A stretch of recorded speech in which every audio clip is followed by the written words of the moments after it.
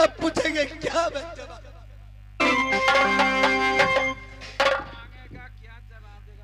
मैं क्या करूं इस समय? न रहेगा बांस न बांधेगा बस।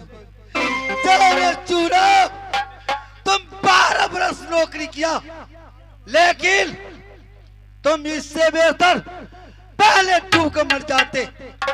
मैं क्या करूं? मैं इस समय न रहेगा बांस न बाजेगा बांसुरी। मैं दुनिया में चूरा किसी को मुंह दिखाने लायक नहीं रहेगा।